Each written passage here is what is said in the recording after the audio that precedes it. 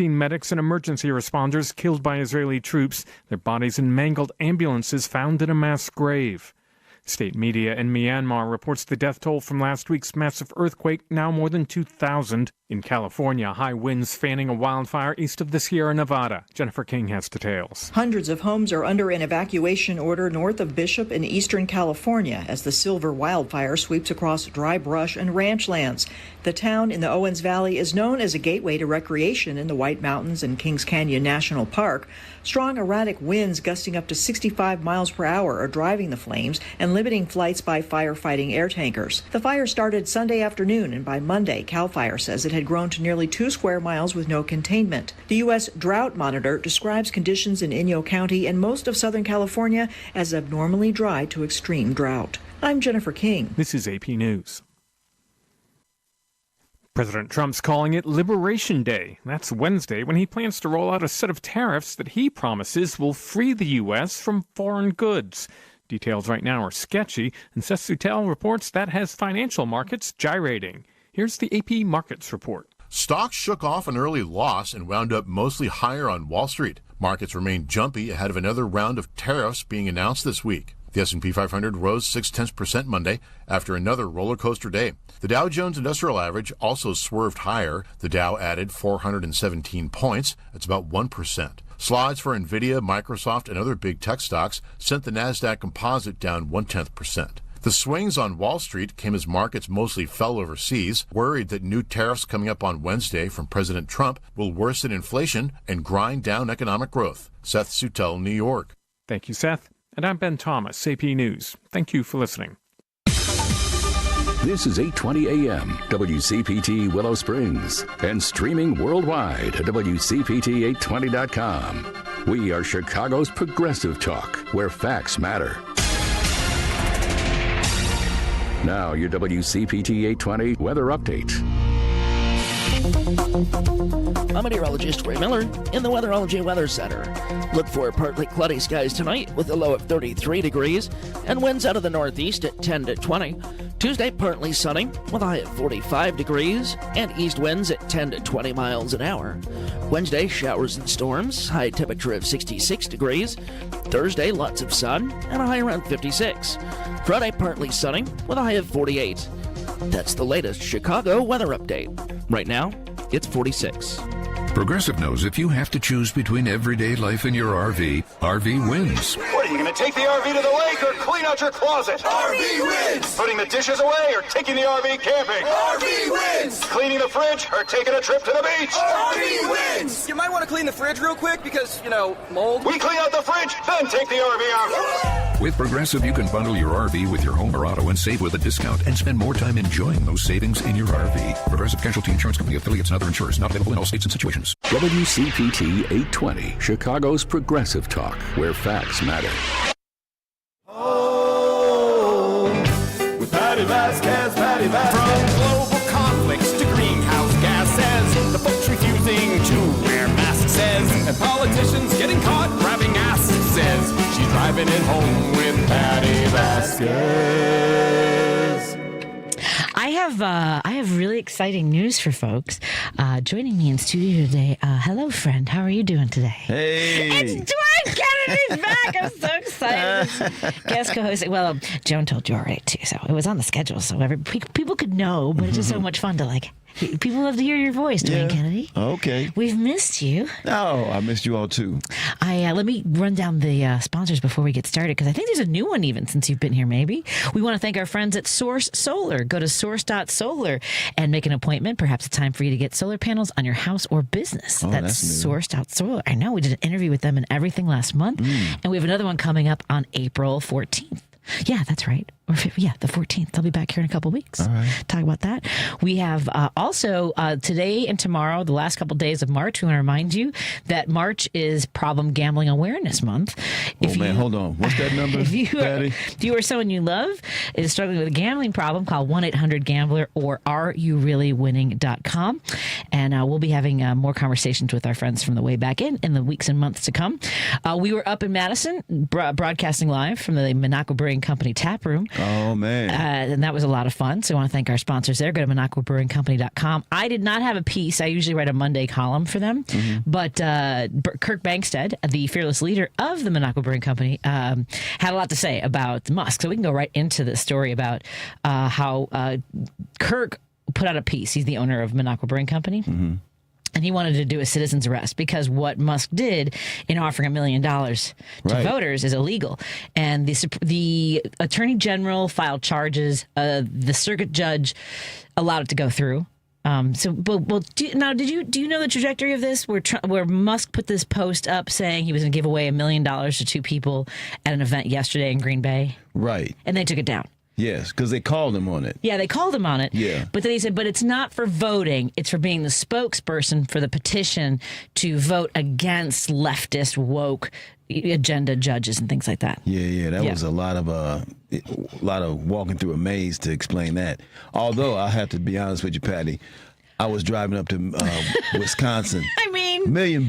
Wait a minute. I mean, Well, I don't know how to tell you this, but I don't think people like you or me, not even just based on my last name and perhaps your appearance, are the kind of people that they were giving that check to. Right. One was a guy from one of the super PACs, or like a PAC in Wisconsin, so like one of the Republican organizations. So, and I don't know about the woman, but the woman made a video after she was given the big, Ed McMahon check. She said I did everything that Musk told me to do. I signed the petition. I told my friends. I voted. So that might be used, the part where she said I voted, meaning as evidence. As evidence. Yeah. So we'll see. If anything, but nothing. But Joan was talking about this in the last part of her show about billionaires who just like Zuckerberg and all the folks that are lining up to lick his boots and kiss his butt. Right. Like, how does this happen? Like, when is it ever enough? And you and I've talked about this because they are psychopaths. Yeah, they're psychopaths. Yeah, they're psychopaths, and it's. I'm bewildered and I'm not bewildered. Right. Like I said, that billionaires. Why do you feel like you have to kowtow to this cat? Right. But it is because you're a psychopath, and whatever you have, you don't feel it's enough. Right. When is it ever enough? It seems to never be, and it's so egregious that this particular person, literally the richest person on earth, feels incumbent upon to travel around to take money away and resources away from people, from poor people, from middle income people, just trying to live. Yeah. What's going on in your soul that you feel that the need and are compelled to do something like that? So obviously the money is not the issue for you. No. There's something going on. Something's damaged inside you. Well, there's something bonkers about somebody who grew up in apartheid. Because he grew up in apartheid, and basically his father said, that our lives changed, and our way of life went away. Yeah, you mean where you couldn't exploit people or have people living in conditions based on their race, choking off resources of people. Like your way of life, meaning you weren't going to be as rich as you had hoped you were going to be. Right. Like your kid's walking around with emeralds in his pocket, worth $24,000, $30,000. But as much as it's all crazy to me that it's not just about the money for them, but I think it also is, because I think he sees the losses he's having now as still a stepping stone, whether it's his satellite contracts, more, machinery contracts, whatever. AI is his big thing. That's where he's going to make. I think he sees this like losing money as an investment to that. But having the idea that he knows how our government should run is all appalling and bonkers. But the people who cheer him on and are excited by it, Dwayne, that I don't get. I mean, here, like to your point, working class people who are poor, people who are struggling, veterans, still all in on this. Man, yeah, because they are the people that are going to suffer, that are suffering. Yep. And some of these people know that they're suffering right now, but they're so deluded or irrational that they think, well, this suffering is temporary. It's for a greater good. Exactly. There is no greater good. No. This is the suffering on the way to more suffering. It is, and it's already starting to take its toll on a lot of communities.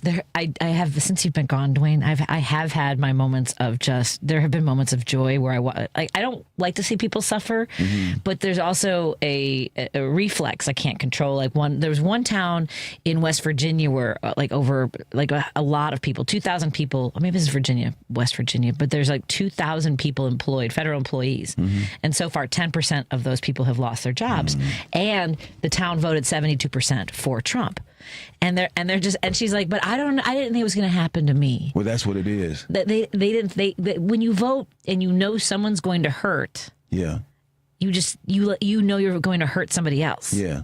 And you're voting to hurt somebody else. Right. So now you're getting karma. Yeah. And here's the thing, if it could be compartmentalized, if the pain could be compartmentalized to those who voted for Trump is one thing, but you are evil at everybody's expense. Yep. You are dumb at everybody's expense. That part. Yeah. Yeah. It is. And then there was another woman, I think she was in Michigan. She was interviewed. She knew that he was a liar. She knew he was a serial sex offender. No, she said because he promised that IVF would be free. That was why she voted for him. Now, not only is IVF not free, she was a federal employee who lost her job. And I couldn't stop. Yeah. That's what you get. It shouldn't be what we get.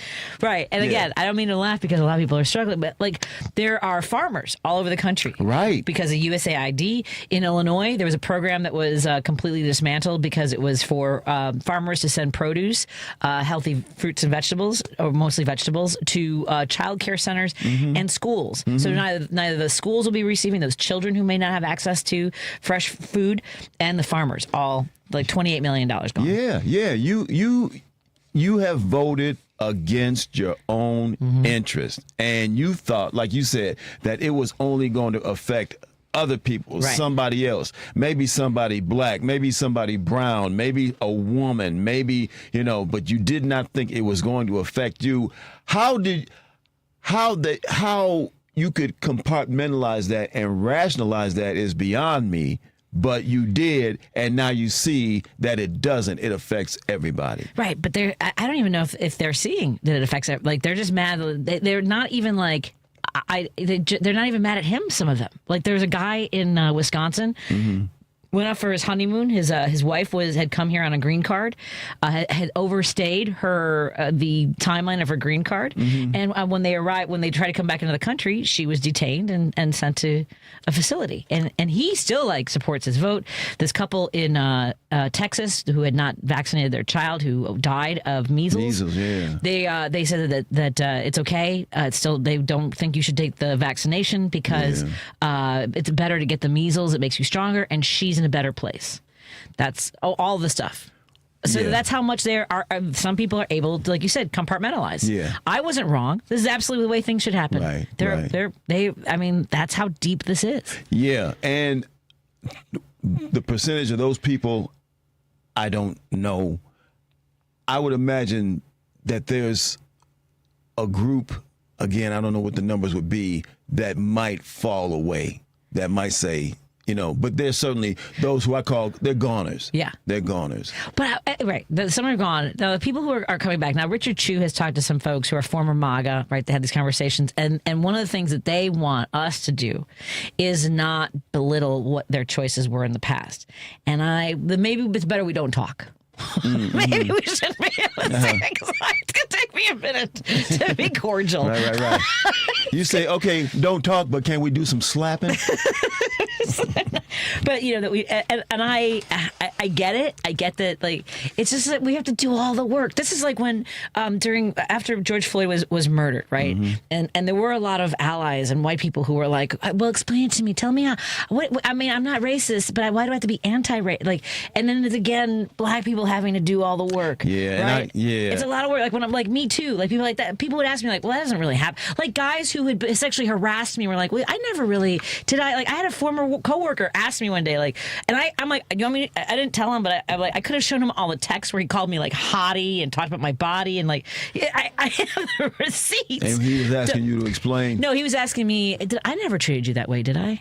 Like I no, I don't want to get in this conversation. Yeah. You know what I mean? Like it's a lot of work. Yes, and I get so sick of some egregious incident happens, and then people it's always with the epiphany. Oh, I never realized, and then it's just it's an endless cycle of epiphanies and momentary, symbolic.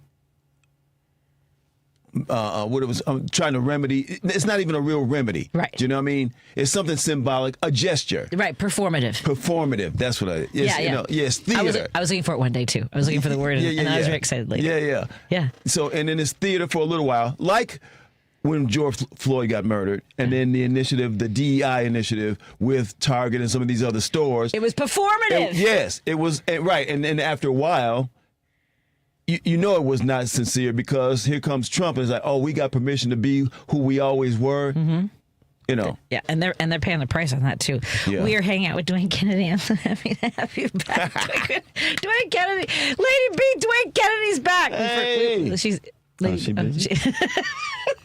Can she hear us? Lady B, Dwayne's back. I don't think she can hear Dwayne's us. back. We're so excited. Hey. She just got it out of hi, Lady B. We have him back. I'm so happy to have him back. Our phone lines are, we can open up the phone lines if we're ready, whenever you're ready. 773-763-9278. That's 773-763-9278 is the number to give us a call. Do I need to fix this camera again? Because it's Monday. We always have to. Let me see if I can do this. Slide it over a little bit that way. I don't know if it's focused or not. Let's take a break here and continue our conversation with, I was trying to be on time. Oh, okay, before we go to the break, since I have like 40 seconds, let me do a little bit of the music. This means that I'm heading into a break, that I have 30 seconds to get to the break. We are now, Dwayne, drum roll, not really, but we are now on 1150 KKNW in Seattle, Washington. So we're very excited to join the alternative talk team there in the evenings. Yeah, along with, and then later we at 6 o'clock is still our friends in Minneapolis, St. Paul. Okay, that was 1K short of making me nervous. WCPT 820. You'll have to remember that when you fill in for me also. More after this. The Randy Rhodes Show. Oh, congratulations to the Fox and Friends weekend morning host, who's now our Secretary of Defense. He's a veteran, everybody. I know, I'm a veteran too. I'm pretty sure I wasn't on any of Kamala's short list for any cabinet position, but oh my God, these picks, it's almost like, well, there's a word for it. It's called patronage. Right here, right now on WCPT 820, weekdays 7 to 9 p.m. Central Time. If you're looking to purchase a new home or refinance your existing home, you need to call Team Hochberg, your trusted local lender with over 500 five-star Google reviews. Kathy, 60, nurse, lives in a $600,000 home, called for a free consultation to consolidate over $30,000 of credit card debt she accumulated after her husband passed away. After we spoke, Kathy posted this 5-star Google review. Quote, David was very helpful. He didn't try to sell me anything and advised me to keep my current mortgage because of my low rate. David offered me excellent advice, was very patient, kind, and knowledgeable. I highly recommend his services to anyone looking for a mortgage or any financial expertise. If you'd like this type of 5-star service on your next mortgage, give us a call now at 855-563-2843 or visit 56david.com. That's 855-563-2843 or visit that website you know and love, 56david.com. Lower.com, equal housing lender, NMLS 1124061. This is WCPT 820, where facts matter. If you're listening to this station right now, you've definitely heard my voice before. Hi, I'm Hawk. And I'm Pete. And we're with Source Solar, your local source for solar. Source Solar is Chicagoland's premier solar installer, providing solutions for over 1,000 homeowners and business owners across Illinois and Iowa. With over a decade of industry experience and deep roots here in Chicago, we have the expertise to help your transition to clean, renewable, resilient energy. We can guarantee that we save you money day one without any out-of-pocket cost to you. This means you have an instant ROI, instant payback, and can save money to add to your bottom line day one. At Source Solar, we source everything as local as possible, meaning we always carry the Made in USA sticker. Find us online at www.source.solar. Stop in our office at 5710 North Northwest Highway or give us a call at 773-985-3992. And don't forget to ask for Hawk or Pete. You're listening to Driving It Home with Patti Vasquez. Thank you so much for joining us as we drive it home. Joining me in studio is guest co-host Dwayne Kennedy, who has been absent for... have we seen each other since the inauguration day? When was the last time? Man, Patty, it's been a minute. 'Cause I know you started touring in February, yes. So I don't know if I've seen you since the inauguration. I was in New Orleans on inauguration day, during the inauguration. Yeah. I was in the World War II Museum in the hallway of like the Allies and Enemies as I got a ding on my phone that Elon Musk was giving the Nazi salute, which of course, now everyone wants us to know that's not a, and then freeze framing like Democrats with their hand in the air, like their way, like, extended arm waving. Yeah. Not a video, no videos of it, but we have the video of him doing it once, not just once, but twice. Twice. But at any rate, I'm just trying to think of when I last saw you. You started touring with Kamau in February. February 13th was our first show. Okay. Yeah. And how's it been? It's been good. February 13th, we opened at the Kennedy Center. And then what happened after that? Well, Patty, Trump had taken over. I don't know if you heard. Donald Trump knows everything. I don't know if you knew this. And he also knows like programming and scheduling and act. So he had taken over the Kennedy Center. I don't know if it was the day of. It was within days. Oh, so it's because of you guys. Yes. Yeah, we pushed him over the top. Like, who was on the schedule? No, I got to take this over. No, we got to get Lee Greenwood in this. Because now they're going to be doing like Johnny Cash tribute nights is about pretty much. Yeah, every night. Every night. Yeah. Which would not, Johnny Cash, if you're going to pick one, is not that bad. No, he was good. Johnny Cash had I think a black wife at one point. Okay. Yeah. Whatever that means. I don't know. Thomas Jefferson, anyway. Yeah, listen, Strom Thurmond. Strom Thurmond. What a hypocrite. Yeah. Hypocrite and also dude. Dude. Yeah, dudes. Dudes are. I see what you're saying. They put it anywhere. Yeah. Yeah. I'm appalled, but I'll see you tonight. Exactly. Yeah. You disgust me. Yeah, and open wide. At any rate. You disgust me, and disgusting's my type. Yes. Yeah. So I'm not sure exactly when it was, but it was days within Trump having taken over and us having to do the show. Oh God! And Kamau was already on the plane from Oakland to fly to D.C. So by the time he landed, all this was happening. But he didn't want to cancel at that point. No. Because we sold it out. 1,500 people. Nice. Yeah. How did that feel? I might have done the shows before, but isn't it nice every time? Yes, it was cool. It was, and the crowd was very receptive, and it was needy. Were they needy? Yeah. All you had to say, I just opened with Donald Trump is a psychopath. Yeah, that's true. I love you. Yeah, and so it started. The tour started good, started strong, and we've since been in San Diego. We did an actual comedy club in San Diego. Yeah, mic drop if you ever have a chance, Patty. Okay, mic drop. Okay. Fantastic. Okay. I tell people they treat you so good it makes you suspicious. Yeah. Like you might be being prepped for something. Yeah, okay. like prepped for the check being short. Okay. Yeah. Oh, all right. No, but it's nothing That's like funny. that. Okay. Yeah.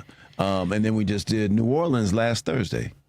So. Oh man, where'd you play in New Orleans? We played the Joy Theater. Nice. Yeah, you know that place? I don't, but the Joy Theater sounds really nice. It was joyful. Yeah, and then Kamau's family came to see him because they're not too far away. Cool. His dad stays in Mobile. I didn't know that. Yeah. All right. So we have from Mark from the 385 says, "You have the best friends, Patty. Awesome that Dwayne is back." Oh man. I don't know if you want to hear the next one. Thank you so much for having Dwayne on again. Hey, that's how much enthusiasm. I hear it. I am really going through some things, as they say, with MAGA destroying the world, but I get a much-needed laugh thinking back on Dwayne's tinfoil Halloween costume story he told us way back in October. I think of it often. For those who were not here, because I was not here, I believe you were on with Adam when you told. So I will say this. I was in and out and listening, and I'm like, what? And then people were texting me about it. I don't know the tinfoil story.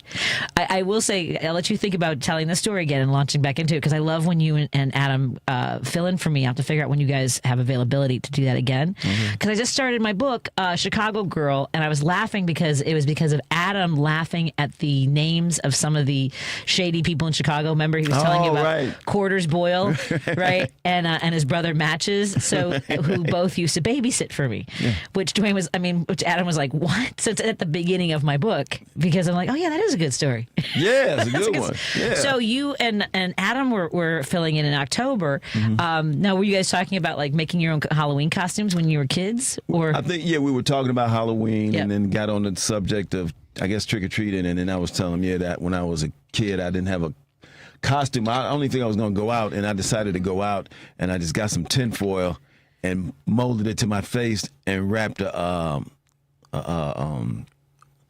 house robe around my head. Okay. That was I don't know what I was supposed to be. But you obviously made holes for your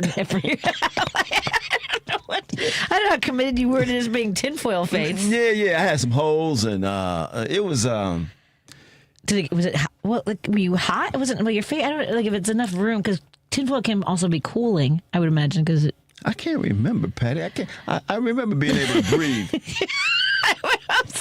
I don't remember getting much candy. No. You know what? I don't know if that's true, because I think some people just said no. And then some people were like, oh, man. They dismissed your costume efforts? But then some people were like, oh, look at you. Trying. Yeah, you're trying tinfoil on the face. Here's some extra candy. But it could look cool. I was just trying to imagine how, you could, now, I feel to be honest with you, Patty, I would actually do that again. I would too. I'm curious now if let's for Halloween this year, we'll be tinfoil. Yeah. We'll be TV dinners. Boom! Where were you when I needed you? We're at the meeting, at the creative meeting. Oh, that's what I could have been. Right. Tinfoil dinner. Yeah. You could be mashed potatoes, I'd be meatloaf. There you go. But you have, or I could be a brownie, because then there's always corn accidentally in the brownie. Oh, yeah. Remember, it always jumps over. You're like, how did that get? And yet it was still delicious. Although the only problem with being, we can't be Swanson's TV dinners, because that's Tucker Carlson's family, so we have to figure out a different. But they were what? That's where their family made all the money. They did? Yeah. Oh no. We could be Banquet. Banquet was like the off-brand one too. Yeah. I think that Banquet's mashed potatoes were actually better. Banquet had some bangers. Yeah. Let me now I have to double check my thing on Tucker Carlson's Tucker. Wow. That's how they made their money. I'm pretty sure that's how they made their money. Swanson TV, the Swanson Food Company. Does family own the Swanson? Does his family own it? Oh, it's false. Hold on a second. Patricia Swanson, who married Tucker Carlson's father when Tucker was 10 years old, is an heiress to this is the context. It's good that I check out Snopes, because people would be texting me furiously saying that Patricia Swanson, Carlson's stepmother is Patricia Swanson, who married blah. This is going to take me a while. Blah, blah. I just need yes or no, Snopes. Who is Snopes? Snopes is where I go for checking out stories. Is that a new service? No, Snopes has been around there for a while. But a lot of people say it's more left-leaning, and I don't really have a problem with that. Okay, I never heard of Snopes. Oh, no, that's Wesley Snipes, I was going to say. I don't know. I have to take a look. Someone can text me the quick answer, because it seems like... it looks like they have family ties to the Swanson empire. Oh, man. Tucker Carlson has an estimated net worth of $370 million. What? Okay, again, this is baffling. People who are that wealthy and yet that hateful. That is, again, then there's something broken inside of you. Because I don't know about you, Patty, but, man, I would be a great rich guy. I mean, right? You know what I mean? These are the things. Yeah. I'd be giving money to folks and all kinds of stuff. Did you see that in the wake of everything, folks are boycotting Walmart, Target, Yes. my Amazon bill has plummeted. I'm not, it's not automatic for me anymore. Like after they wouldn't, write the opinion piece on whether it should be Harris or Trump for the election. Do you remember Bezos said we're not going to do any endorsements or any of that stuff. Yeah. So I kind of slowed down. It was Christmas time, and so now I'm finding other ways. But no, I don't automatically order anything from Amazon. Anyway, Costco is going to, not only do they continue DEI, they don't care what the national stuff is going on. Right. They're raising their minimum wage for workers to $30 an hour. Right. I'm just saying. Their business hasn't. They've since the boycott, I think they've made an additional $7 billion. Yeah, they're doing it. Let's take a break here and talk more when we come back on WCPT 820 Heartland Signal and KKNW 1150 Seattle, Washington. Alternative Talk. Very happy to be on your team. More in a moment. You're listening to WCPT 820. Here's the latest Chicago weather update. I'm meteorologist Ray Miller in the Weatherology Weather Center. Look for partly cloudy skies tonight with a low of 33 degrees and winds out of the northeast at 10 to 20. Tuesday, partly sunny with a high of 45 degrees and east winds at 10 to 20 miles an hour. Wednesday, showers and storms, high temperature of 66 degrees. Thursday, lots of sun and a high around 56. Friday, partly sunny with a high of 48. That's the latest Chicago weather update. Right now, it's 46. This is Chicago's Progressive Talk, 820 AM, WCPT Willow Springs, and online at WCPT820.com, where facts matter. Dive deeper into the heart of the news and stories at WCPT 820 and across the Midwest by checking out our website, heartlandsignal.com. It's the coverage I can count on every time. For the latest news updates, in-depth analysis, compelling stories, comprehensive election coverage, live streams, and thought-provoking opinions, head to heartlandsignal.com. When I need to know, they're there. They keep me informed and updated wherever I am. Stay informed with WCPT 820, your go-to source for where facts matter. You're listening to WCPT 820 because facts matter. County continues to get out the vote and elect progressive candidates, so it's no wonder that there are now several local retailers carrying progressive beer from Minocqua Brewing Company. Be sure to grab yours from Famous Liquors in Lombard, Armanetti Beverage Mart in Roselle, Doty Liquors in Elmhurst, and Bobby's Liquor Warehouse in Carroll Stream, conveniently located next door to the DuPage County Democratic Office. A full list of Illinois locations that offer the Resistance lineup of beer is posted at the top of the Patti Vasquez Show Facebook page, as well as at MinocquaBrewingCompany.com. You're listening to Driving It Home with Patti Vasquez. Thank you so much for joining us as we continue to drive it home. And joining me in the studio is guest co-host, comedian, writer, producer, Emmy Award winning for United Shades of America on CNN. Dwayne Kennedy joins us. Yeah. And you are going to be at the Den Theater on April 25th, not 26th this year. Correct. Yes. Yeah. You asked me if I could. I asked you if you could fill in the 26th. Did you get another gig? I have my nephew is doing a show in Chicago. He's coming from Michigan, and he asked me. I said, "Yeah, I got to do it." Aw. Yeah. Well, because if you recall, there was a point I was asking if you could work on a show with me that I'm doing that night. I'm booking another show on the 26th for a fundraiser. Where are you gonna be? I can't remember. You and I, the perennial terrible self-promoters that we are. Right. Yeah, so where are you next before the Den in Chicago? I'll be at the Count Basie Center for the Arts in Red Bank, New Jersey. Nice. April 18th. And then I'm going to be doing my show with Steve Solis, who often calls in, the Steve and Dwayne Comedy Fiasco at Crepes on Columbus in New York City, April 19th. Okay, one of these days I gotta go out to New York and do that. If I can, you got to, me. Patty. That'd be fun. You got an open invite. All right, then. Yeah. That's good. Oh, sweetie, I'm going to New York at some point. He's like, okay. Well, he said I don't respect the calendar, so I have to be mindful about when I say I can go places. Yeah, I get that too. It's a little rough. So you also now have a new podcast. Tell folks about this. Well, Patty. Yes, sir. Yeah, because now. Mm-hmm. You can't just do comedy, right? You got to have 18 million other things going on. So I have a podcast that oh, man. Oh, Dwayne has started a new podcast. I'm going to give him a chance to get to put your hands up. Put your hands up. And it's just. Okay. Oh, you're right. Sorry. Yeah. Do you want a sip of water? No. Okay. It's just a little, I'm just inhaling a little of the asbestos in the room. But who was here over the weekend? I want names. Yeah. So I'd been thinking about doing this for some years. Mm-hmm. And I just decided, I'd been telling people, I'm going to do it. And people are like, well, when are you going to do it? So now I've done it. We released our first episode about a month and a half ago. It's called The Napsolute Truth. The Napsolute Truth. Yeah. Yeah.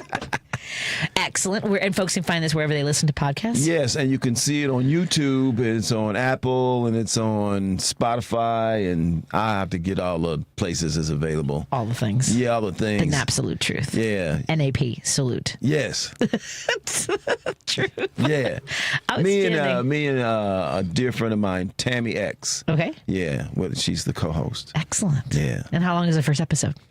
How long? Yeah, because I'm curious about these things. Because like Rogan will do like 4-hour podcasts. Oh yeah, no, it's not that long. I think it's about 45 minutes or something like. Yeah. I'm not trying to do 4 hours. Yeah, but someone told me like, no, the young people like to listen to long form podcasts. I'm like, wow, okay. Yeah, maybe they do. I guess. But I'm not interested in talking for 4 hours. I don't know what you can listen to. Well, we don't get that stoned. That's part of it. Yeah. I mean, like when you're so everything's cool and interesting when you're stoned. Yeah. You know what I mean? Yeah. Someone just texted. Boycott the big box entities. They pay little or no tax paying the TIF game. They don't give back to local economies or people. When was the last time you saw their advertising at a Little League field? Oh, yes. Support the people that advertise at your Little League fields. Like your pizza joints. A lot of, like a lot of kids have their teams are sponsored by. It's usually your neighborhood pizza joint, like Paterno's. I know they always sponsor teams. Your local bank, smaller banks and things like that. Your local dentists. DDS. Right. Yeah. Support Fred. Exactly. Fred the dentist. Exactly. Yeah. Actually, if you have some stores, and we've always tried to do this, and I know that I put the word out there. If you own a small business you want people to know about, you can text me. You can email me. My email is pattyhappens@gmail.com. That's PATTI. But yeah, I've been trying to stay as local. There's an app and a website called GoodsUniteUs.com, and that tells you how much money people donate, how much companies, big companies, and even like celebrities, if they tend to donate money to conservative organizations or to Democrats. So I've been going by that. Okay, and it helps. I mean, it's not great because it also has Amazon in there, so it's not necessarily also their policies. Yeah, you know what I'm saying? The policies and the way they treat workers. Right. And sometimes, I mean, you can't avoid dealing with some of those people. Like, I shop at Aldi's because it's cheap and I know where it's at. And for a minute, they said that they were a part of the, they were still participating in DI. And then I heard that they changed their minds. But then here's a curious thing, and I don't know if it's still true or if it was ever true, that Trader Joe's is still part of the DEI initiative. That's my understanding. Yeah. But Trader Joe's and Aldi's are owned by the same company. Well, I think they're like brothers that like had a falling out though. It wasn't like the same family. Okay, maybe something like that. This is where I have to start Googling again. Okay. I'm trying to see. And they're German, I believe. I believe so too. Yeah. I don't live. I mean, I'm not too far. They finally opened one up in Portage Park at Milwaukee. Sincero, that Pulaski, up over by there, and it's still hard to get to for me, so I'm not really close to an Aldi's. Okay, it's like convenient, But there also aren't that many neighborhood grocery stores anymore. No, there was one right down the street. There's Andy's Deli down the street here, but I feel intimidated when I go in there because if you don't speak Polish, I feel like they're not as nice. Oh, really? So it's just one of those things. Hey, it's a for you by you, I guess. That's fine. Yeah. Man, and if you don't feel comfortable in there, I know they will never see me. I just kind of feel like if I don't. What's Polish? What's Polish for I don't speak Polish? No idea. Polska or something? And I've lived in this neighborhood my entire life. It's just certain places are a little more intensely that way. And some groups are like that. Absolutely. I mean. Yeah. Absolutely. I was telling somebody, people were talking about sundown towns in America. I said, Chicago has sundown neighborhoods. Yes. Yeah. Yeah. It's really hard to explain, folks. I had an Uber driver the other day, and I don't know if she's listening. She was very sweet.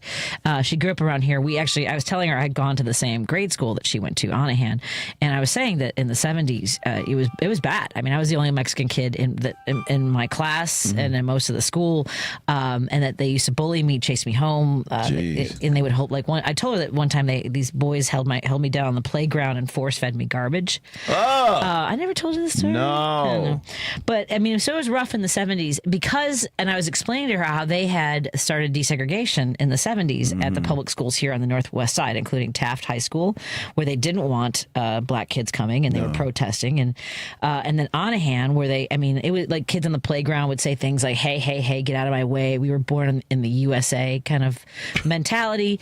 The parents didn't want the black kids in their school, but with those kids would leave, then the only ones left that were dark, and I was darker when I was little. Okay, I'll have to show you a picture, but it's hard to explain for some reason. It's moisture and thing. Yeah. That happens. I mean, when my sister, when she was born, she had in the opposite way. She had blonde hair. So I mean, really? Yeah. Okay. Yeah. So I was lighter, and so I was telling my driver about this, and she wasn't familiar. She'd gone to the same school, but like in 2000 or whatever. I went in 1977. Right. Was when I started, and I said that it was just it was rougher for me, and she didn't know much about Chicago's history, and I said, we have Black Flight in Chicago. I don't know how we got on it, but I apparently was in the mood to feel like I needed to enlighten somebody, which I'm sure she was annoyed by or bored by. But I was talking about, think about it. Like there are very few black people that live in our neighborhood still to this day. There was a lot of Black Flight, and I've often thought that I would move too if I was at the age of 54, probably in my 30s. I wouldn't want to raise my kids in a community that never invested in the schools or any of the businesses or any of like the community services.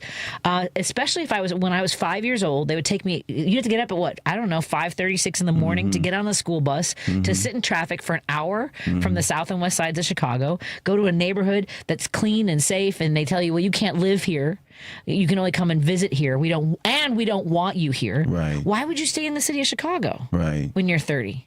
Yeah. I mean, and the whole thing is, if there were the proper resources allocated, you wouldn't have to do that in the first place. No. That's the whole issue. Right. Yeah. Right. That was the whole thing. That was okay. Like how the Blue Line stops at Jefferson Park. I don't know if you're familiar with the Blue Line, but it goes all the way to O'Hare Airport. Yeah, I used to go to O'Hare on the Blue Line all the time until I stopped. Until it got a little.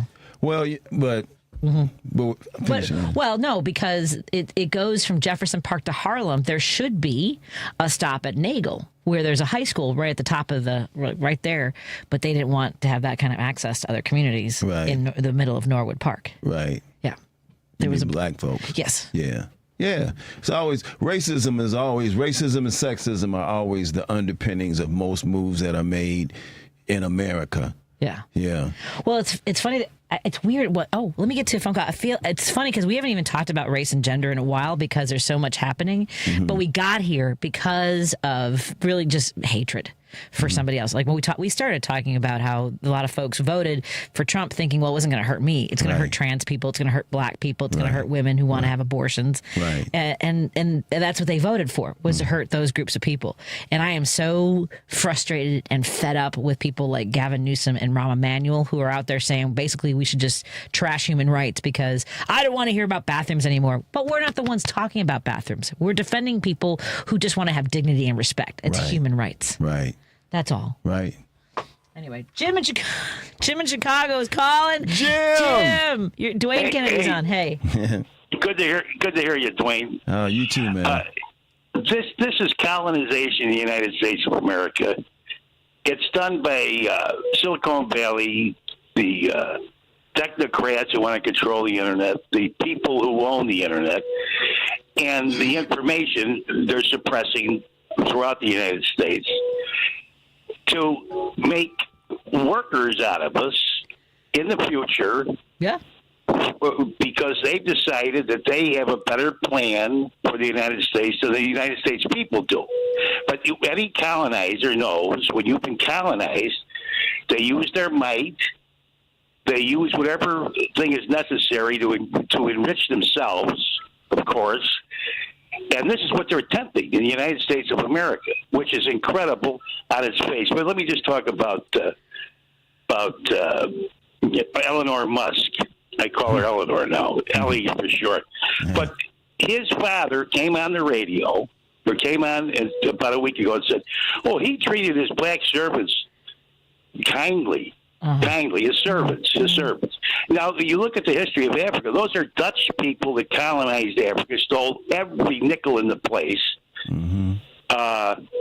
their art, everything. But this is what colonizers do. Yeah. And how long they could get it. But the nutty part about this is people they're not getting their information from a source that's credible. No. You look at who's the girl that's denying the information across the world? Katie, the one was in Arizona. No, Arizona, the nut that ran for Congress. Carrie Lake. Carrie Lake. Yeah, that nut is in charge of information, believe this or not, around the world. 84 years we've been, talking democracy around the world, hoping that people would come to the conclusion that democracy is the best thing. She said, no, it's not. No, it's not. We're going to stop that. That's nonsense. What's real is the billionaires and the people over $400,000 a year. They're the ones that are going to tell us what democracy is. That's the nerve they have. That's the nerve they have. I know. Yeah, but go ahead. No, I know you're on a short leash. Yeah, I know you're on a short leash. I know. Can you hear me? Yeah. And Dwayne, take care, Dwayne. All right, Jim, you too. All right, good to hear from you. Thank you, Jim. I didn't play my music. It was my fault for not giving the heads up. Let's take a break here. We're hanging out with Dwayne Kennedy in studio, right here on WCPT 820 Heartland Signal and 1150 KKNW, Seattle, Washington, the alternative talk station. Thank you for having me. A Better Life with Dr. Sanjay Gupta. I feel like we've talked a lot about microplastics lately, and for good reason. There's a lot of new research that shows microplastics and even smaller nanoplastics are making their way into our bodies, including the brain and cardiovascular system. I recently had this really fascinating discussion with NYU's Dr. Leonardo Dressand, who has spent the last 2 decades studying how environmental exposures, including those to microplastics, affect our health. We have just come to accept plastic as normal, he told me. But make no mistake, plastics embedded in our bodies is not normal. He said you can reduce your exposure by a few things. Avoiding canned foods, for example. Going with glass or stainless steel or fresh, he said. Don't microwave plastic containers or put them in the dishwasher. Use stainless steel or cast iron instead of non-stick pots or pans. I'm Dr. Sanjay Gupta, helping you live a better life. When you hear that a small Blizzard treat is just 85 cents in the DQ app, you might just feel like you're dreaming. 85-cent Blizzard treats. Trust us when we say you're not. But get to DQ quickly, because this dream is only a reality for so long. Hurry and get your small Blizzard treat for just 85 cents with a $1 purchase when you sign up for DQ Rewards. For a limited time at participating locations. Terms apply. Did you know you can get your prescriptions for less at your local pharmacy? You can with GoodRx. It's the free app that can save you money on your medications. Just search for your prescription, choose the pharmacy and the price that works best for you, and then show your GoodRx coupon to your pharmacist at the drop-off counter. GoodRx works at over 70,000 pharmacies, including Walmart, Rite Aid, and Walgreens, and it works whether you have insurance or not. It's easy to save. Next time you drop off your prescription, check GoodRx. To start saving today, go to GoodRx.com. GoodRx is not insurance. Alexa, play WCPT. WCPT from TuneIn. Vasquez is taking your calls now. All right, let's hit it. At 773-763-9278. I got a lot to say. He's driving it home with Patti Vasquez. Thank you so much for joining us. Dwayne Kennedy joins me in the studio. Emmy Award-winning Dwayne Kennedy, who is now on tour with Kamau Bell. They both worked on United Shades of America on CNN, as well as Totally Biased on FX. And all those things. It's like you guys are trying to shine a light on things that were going on, and here we are. Yeah. All right, then. Right. Have you missed Roosevelt? Roosevelt's on the line. Hey, Roosevelt. Guys, thank you for taking my call. Dwayne, welcome back. Oh, thanks, man. Thank you. Hey, guys, I got a little bit of everything today as far as what you guys were talking about. First, Patti, you were talking about people that were being fired from their jobs 10%. And that's one of the subjects I wanted to mention. The fact that, you know, these tariffs, they're supposed to add jobs. Yeah. but yet he's cutting everything. So how are the numbers going to square up with as far as jobs? Okay, and aren't we at 4%, which is practically closer to zero than it is to 10? So that's one of the subjects I want to talk about. Another one, Dwayne, you were talking about voting against their own interests. I'm afraid that part of it is exactly what you said, Dwayne. What drives a lot of these people, and I say a big percentage, is hate. Mm-hmm. They don't care if they harm themselves, right. as long as the brown people, as long as the black people don't get that, the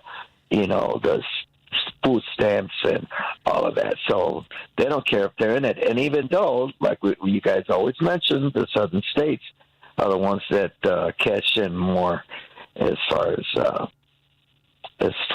the social programs.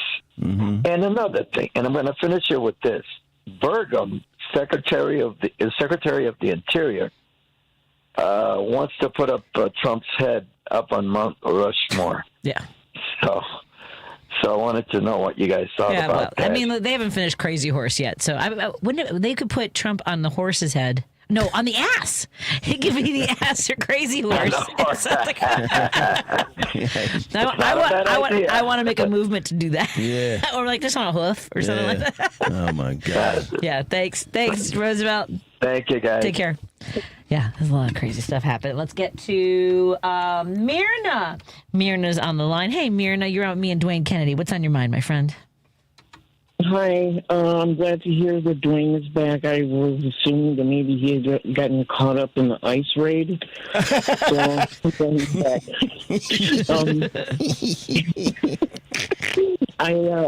I was reading this morning that, unfortunately, this is how you were talking about earlier, how bitter a lot of rich people are. They're now going after the Catholic Charities of Dallas. They were given information that the Catholic Charities is expected to turn over the names, addresses, and phone numbers of anybody that is receiving any help from Catholic Charities who is from El Salvador. Oh, boy. If they don't turn over the information, they will lose funding for their food pantry. Wow. They don't care who. Yeah, all of Dallas. So that's, several thousand, if not millions of people that are being affected by the ignorance and the hate of these people. The hate, yes. That are in our country. Yeah. And you're talking about Tucker Carlson, about how bitter people are. My theory, he was forced to eat frozen dinners for breakfast, lunch, and dinner. He's part of it. And now he hasn't been able to get over that, so that's why he's so bitter. But it's true. Why are rich people so damn bitter? I don't get it. And like you said, and just that evil, and they are vigilant and diligent in their hatred, and thorough in their cruelty. Yeah, they don't care who they take down. As long as they get the one, they might be looking for one person, and they'll take down 10,000 people just to get to that one person. Yep. Yeah. And then they feel proud about it, too, and they brag about it. Right. Yeah, so now we know boycott the Swanson dinners. No more Swanson dinners here. Please. I haven't had one I was going to say. It's been a minute. That boycott's a can do. I haven't had one of those babies since I was a kid. I was going to say, ever since I found ramen noodles, I was done with Oh, my God. He said, wait a minute. How can I raise my blood pressure? I can get this for 19 cents. Oh, yeah. That was great in college. Yeah. I put some frozen corn That's like in there. salt with some noodles in it, isn't it? Yeah. Some carbohydrates. Thanks, Myrna. Good to hear from you, my friend. Have a great evening. Take care. You too. Let's get to Seattle. Paul, now I'm on in the evening with our Seattle listeners. You're on with Dwayne Kennedy and I. What's going on? Yeah, you guys are on KKNW now. That's right. Yep. Yeah, I still like listening to it on streaming on WCPT. Yeah, it's a little bit earlier than what I'm on in overnights. Yeah. I'll take whatever I can get. I'm grateful for it. I like what Dwayne said. He said, okay, so Tucker Carlson, he's the Swanson frozen food empire fortune or whatever. And when Dwayne said, why what's with the ultra super rich thing? Why do they have to be so angry and ugly? Yeah. It's like, haven't you got enough? Or you're so afraid you're going to lose that, it's like, and then you got Elon Musk, he's actually never done anything in his life. Right. He's productive. He's pointed at things and said, mine. And I made that. Well, he inherited all his wealth, like Donald Trump. He inherited his wealth from his father's emerald mine in South Africa. So you know that all of that work was done by people of color in an apartheid country. Correct. All of the rich. So he's entitled to be this, and then he just buys things up, mine, and then runs it into the ground because it's just this play toy. And here's the other thing, is that Elon Musk has his own personal underground bunker. So does Zuckerberg. A bunch of them. They've been building. A lot of them have, and just recently they've been building. Some in Hawaii. Yeah, I think even Oprah has been doing this too. She's been buying up a lot of land in Hawaii. Well, but here's the thing. If Oprah's doing it, Oprah. I never was. I never was really that big of a fan. I never. Me thought either. So Me neither. Out of money. Well, I wanted to be Oprah. You can apply this to Oprah. You can apply this to Elon. If you think that with all of your money, and Elon's got probably even more than Oprah. Yeah. But with all your money, you think that you're so afraid that you think that with all the power you have, that you're projecting this would be the outcome, that you need to go into a nuclear bomb shelter, and then when it's over, what the hell kind of world do you think you're going to emerge back into and say, okay, let's just pick it up where we left off? How delusional are these people? Yeah. Well, unless you're planning on just living underground until, for the rest of your miserable life. But, the whole thing is, I think that, we don't need to look any further than, 1 Timothy 6:11 is, the love of money is the root of all evil, and that's exactly what they're projecting. Well, that's what I was about to say is that we've talked about this before. In order to accumulate billions of dollars, you have to take billions of dollars in labor, in shady deal. You have to be. This goes back to being a psychopath. In order to make that much money, to consolidate that much money, have that kind of passive income, and not put it to good, you have to be a psychopath. I'm sorry. Yeah. Unless you inherit it and still do good things, I know that we have exceptions, but it seems... Right, and that because billionaires have become, used to be millionaires that, prospered well, but to be a billionaire, you have to be a government grifter, because this is the whole thing about the right wing, is that what they use government for, and they love government. They love the power of government to collect tax revenue, which they then will turn over to themselves. Yeah. Yeah. Right. And so, you look at, and I was just thinking, the most disgusting thing from last week at church yesterday was the father was talking about disgusting things. And I said later, I'm disgusted most days, but this week was pretty bad, because when you have somebody like, how morally bankrupt is Christy known to go down to this torture prison in El Salvador and strut her stuff in her slinky little dress and her high heels and her Mar-a-Lago facelift and her $500,000 Rolex watch. Yep. Yeah, it's grotesque. I've got to run to the break. Thank you so much for calling, Paul. Have a good one. Let's take a break here. We'll continue our show in just a moment with Dwayne Kennedy. Joining us in a moment will be Jen Zanotti, all things Gen Z, after this on WCPT at 20 Heartland Signal and KKNW 1150 Seattle, Washington. Thanks to our loyal WCPT listeners, the WCPT 20th anniversary broadcast is officially sold out. But you can still enjoy the broadcast by listening to WCPT Radio on Saturday, May 3rd from 11 a.m. to 3 p.m. Hal Sparks will kick things off at 11 a.m., then hand it off to WCPT hosts Richard Chu, Joan Esposito, Patti Vasquez, and Scott Duff at 1 o'clock. Surprise guests from WCPT's 20-year history will also join us. Scroll through 20 20 years of WCPT radio with legendary interviews, shows, and pictures on the WCPT 820 website. WCPT's live broadcast is sponsored by Max and Benny's Restaurant in Northbrook, Fazio Insurance, Smart 265, and Southland Friends of Labor. It's the WCPT 20th Anniversary live broadcast Saturday, May 3rd from 11 a.m. to 3 p.m. Only on WCPT 820, Chicago's only progressive talk radio station for 20 years. April 6th at Tropical Smoothie Cafe. Rewards members get $5 off an acai bowl or an acai bowl with Nutella. Log into the app on April 6th to redeem your rewards. Terms and conditions apply. AP News, I'm Ben Thomas.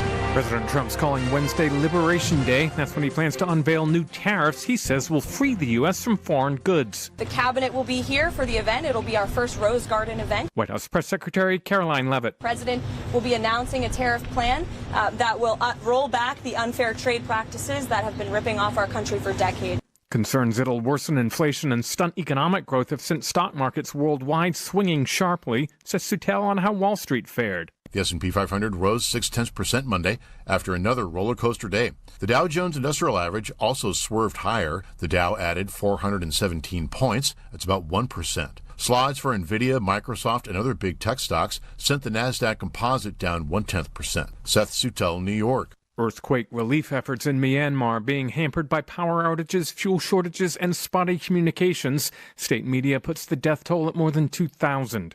Back in this country, more dangerous storms rolling across the southeast. And after 9 months in space, 2 astronauts say they'd go back. Both Sonny Williams and Butch Wilmore hold themselves partly responsible for what went wrong with Boeing's Starliner. There were questions that I, as the commander of the spacecraft, that I should have asked, and I did not. At the time, I didn't know I needed to. And maybe you could call that hindsight, but I'll start and point the finger and I'll blame me. They were surprised by all the interest back home. Pretty honored and humbled by the fact of when we came home, like, wow, there are a lot of people who are interested. Would they do it again? Both said? Yes. There were a couple things that need to be fixed, like Butch mentioned, and folks are actively working on that. Boeing's completely committed. NASA is completely committed, and with that, I get on in a heartbeat. SpaceX recently brought Wilmore and Williams home from the International Space Station, filling in for the Starliner that returned to Earth without them. I'm Ed Donahue. This is AP News. In baseball, the New York Yankees have been living up to their nickname, the Bronx Bombers, to open their season. And Gethin Coolbaugh reports their home run bats have a new look. New torpedo bats drew attention when the Yankees hit a team record 9 home runs that traveled a combined 3,695 feet. The bats use a strikingly different model in which wood is moved lower down the barrel after the label and shapes the end similar to a bowling pin. Aaron Judge, using a conventional bat, hit 3 of his team's homers in Saturday's 20-9 rout of the Brewers. Just a lot of good at-bats. Guys staying aggressive. The new bats are allowed under Major League Baseball's rules. New York added 4 more homers Sunday and finished with an MLB record tying 15 in their first 3 games, a sweep of Milwaukee. I'm Gethin Coolbaugh. The Yanks are off today. They host the Arizona Diamondbacks tomorrow evening. I'm Ben Thomas, AP News. Thanks for listening. This is 820 AM, WCPT Willow Springs, and streaming worldwide at WCPT820.com. We are Chicago's progressive talk, where facts matter.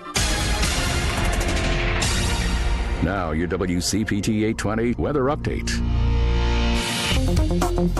I'm meteorologist Ray Miller in the Weatherology Weather Center. Look for partly cloudy skies tonight with a low of 33 degrees and winds out of the northeast at 10 to 20. Tuesday, partly sunny with a high of 45 degrees and east winds at 10 to 20 miles an hour. Wednesday, showers and storms, high temperature of 66 degrees. Thursday, lots of sun and a high around 56. Friday, partly sunny with a high of 48. That's the latest Chicago weather update. Right now, it's 48. Today, 1 in 5 working-age Americans has a mental health condition. People in all types of jobs and at all levels. And the key to helping us succeed is a supportive and inclusive workplace. All of us have a role to play in making that happen. So what can I do to help? As a CEO, I can set the tone for supportive culture. As a manager, I can offer assistance and accommodations. As a coworker, I can listen and be a source of support to my colleagues. As someone with a mental health condition, I can ask for what I need to perform my best. I can offer all employees the supports they need to deliver on the job. For the team and for the business. What can I do? What can I do? What can I do? I can remind others that we all benefit from workplaces that promote good mental health. Mental health-friendly workplaces are more important than ever. And all of us have a role to play in promoting them. Learn more at whatcanyoudocampaign.org.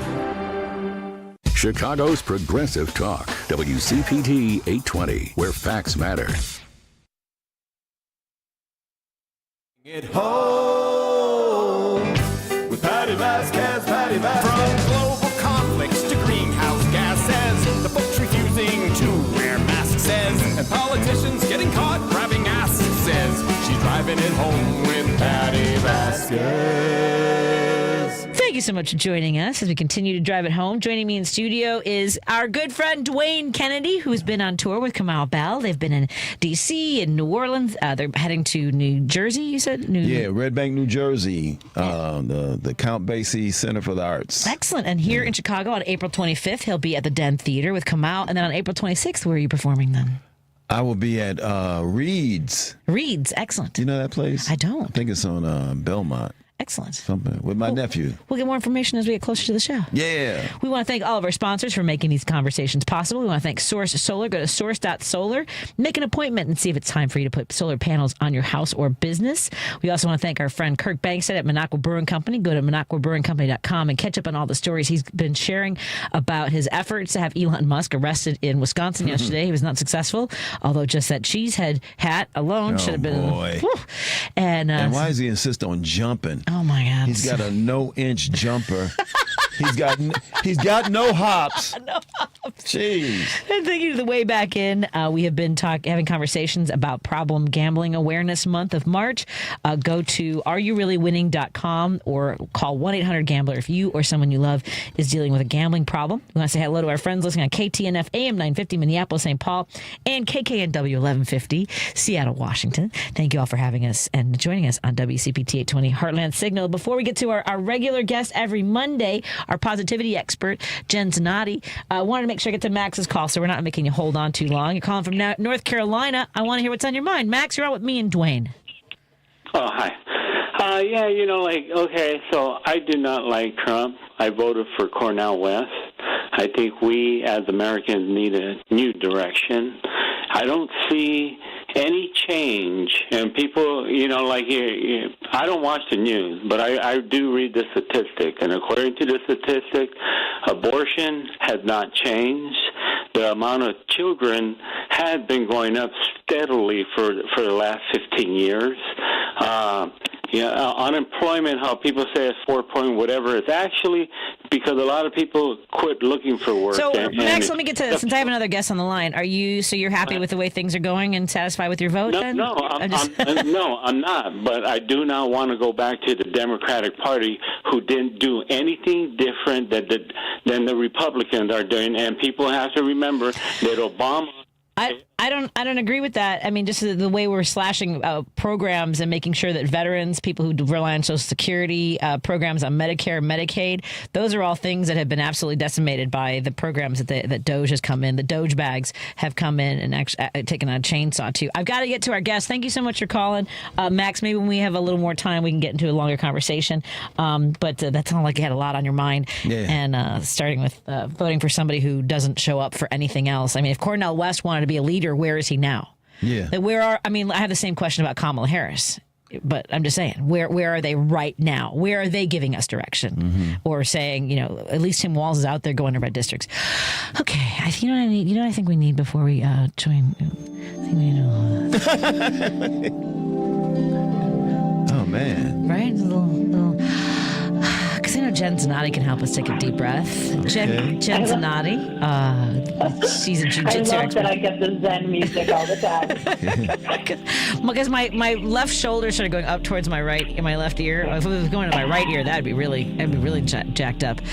But I'm like, I didn't want to. That wasn't. I was trying to see what was going on in North Carolina, but that wasn't quite. Anyway. Yeah.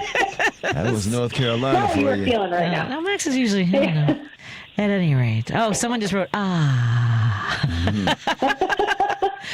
Jen Zanotti, you're on with Dwayne Kennedy and me. And I'm so sorry we didn't realize that Dwayne was going to be in your area. We should have connected you guys at least for the show. Goodness. I know. They were at the Kennedy Center of all places. When were you here? February 13th. We were at the Kennedy Center. Oh, yeah. Man. Okay. Yeah. Maybe another time. Shoulda, woulda. Yeah, for sure. For sure. Absolutely. Maybe Definitely next reach out. time it'll be across the street from the Kennedy Center. Yeah. Yeah. There you go. At the hamburger joint. Nice. Well, we'll get you into the gym too. We'll have you come on over and do some. You know what, Jen? Some jiu-jitsu. And these days and times in which we live, I gotta take something. Yeah. We want to feel like you're prepared. I think we want to feel prepared. Man, how has enrollment increased, and has the numbers of students increased since the election for you all? It's interesting. We have February is always a good time for us. I think it's just like, after the New Year's resolution people, it's more so January for us. I think is when people are there's a good uptick in membership. But we've actually had, I think we're hanging steady, but we've had probably about 7 people now we've had to put on pause because they've lost their job. So out here, there's a lot of federal government employees. So a lot of people have lost their jobs. We put them on pause so then they can continue training. But unfortunately, I think it's, impacted more people negatively. So, we're hanging steady. There's always new people wanting to come and try class, which is great. But for a lot of the people out here, that's a big base of our membership, or somehow kind of impacted by everything that's going on. Does anybody ever say, "Hey, I'm just in training, so I can go down and try to get my job back"? Yeah, right. I don't know if anyone's used that, but. Yeah, it's because DC. I mean, while we talk about federal employees that have been fired all over the country, DC is feeling a heavy weight of that. So I'm so sorry to hear that people in your community are struggling. Yeah, we're right on the border. Like Tacoma Park, Maryland is, it's the DMV area, but everywhere is like Virginia, DC, Maryland. It's all kind of 35 to 40 minutes apart. So we're all kind of in that hub. Yikes. Yeah, it's a lot.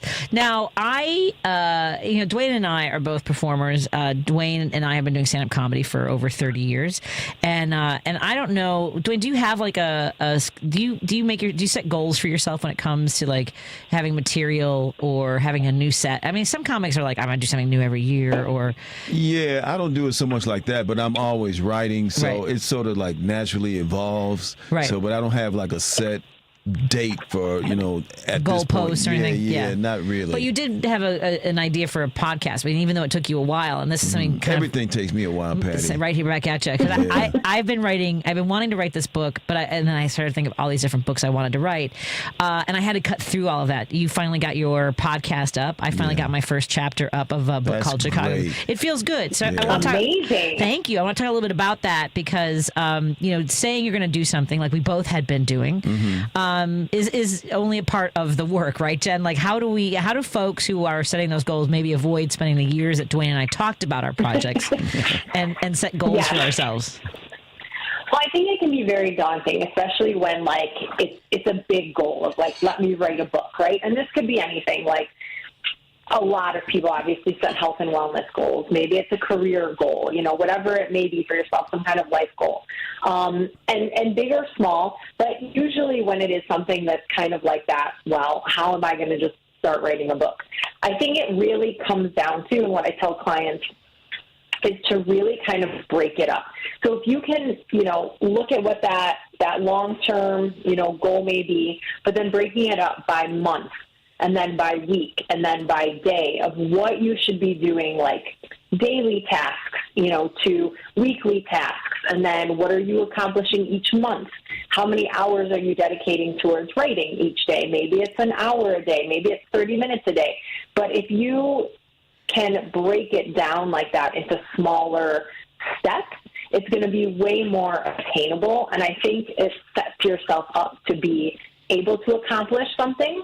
You want to set yourself up for success instead of like one day I'm just going to sit down and try and write for 10 hours. Well, that's probably not as feasible with anybody's schedule. So I think really being able to look at and map out and write things, write things out, draw things out visually.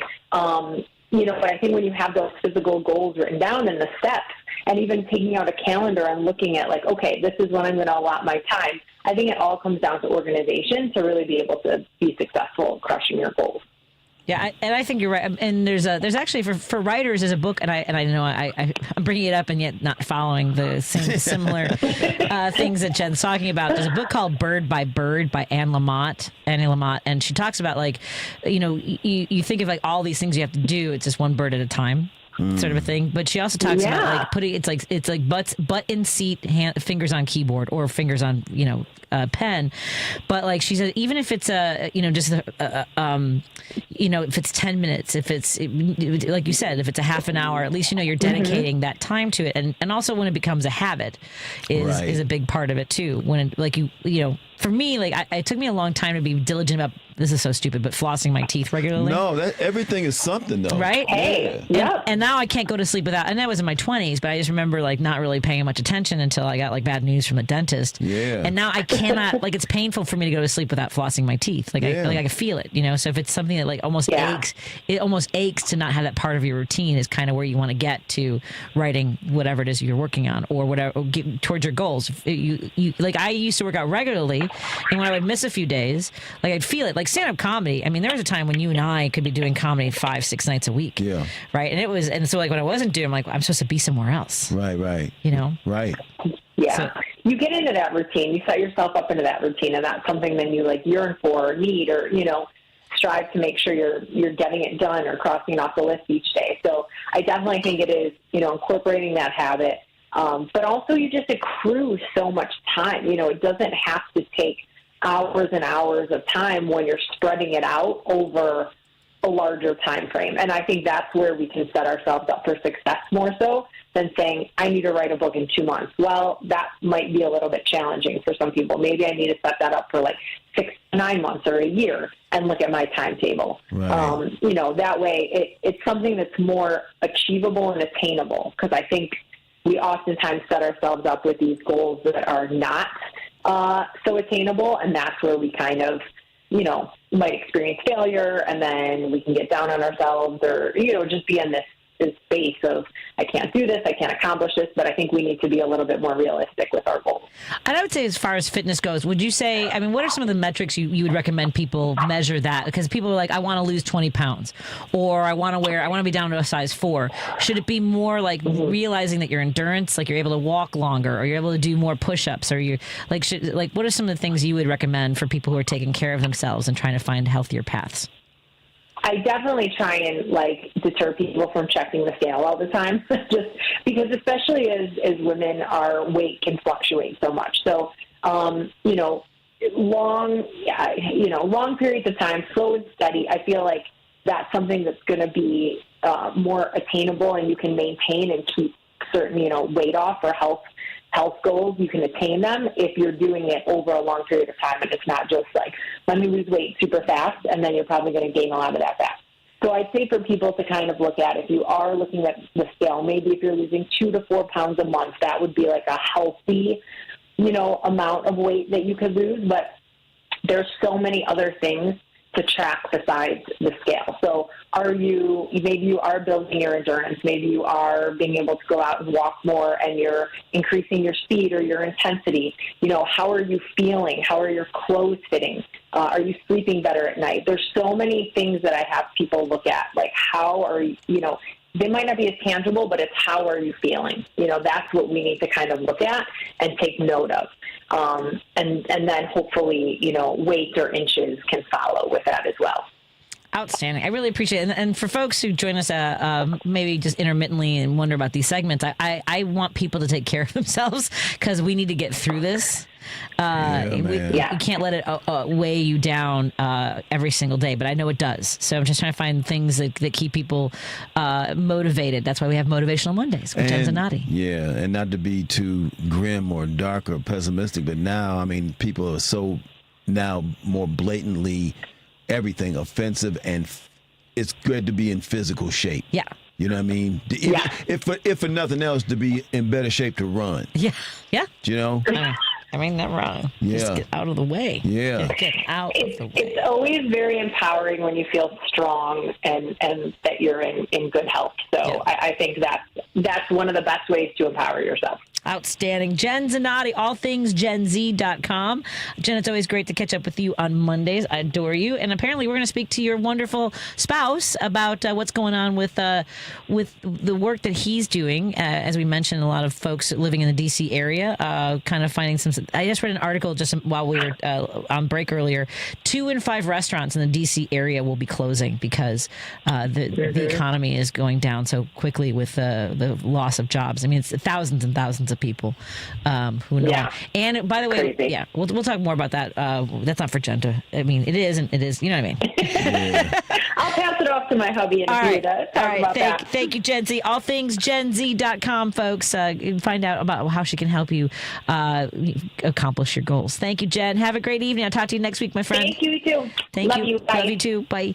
Let's take a break here and continue our conversation. We're going to have Jay Ferrari on with Capital MMA and Elite Fitness to talk about some of the clients that have been struggling through all this and what his perspective is. More after this on WCPT 820, Heartland Signal, KKNW in Seattle, Washington at 11:50 a.m. Alternative Talk, and AM 950 KTNF in Seattle. No, that one's in Minneapolis.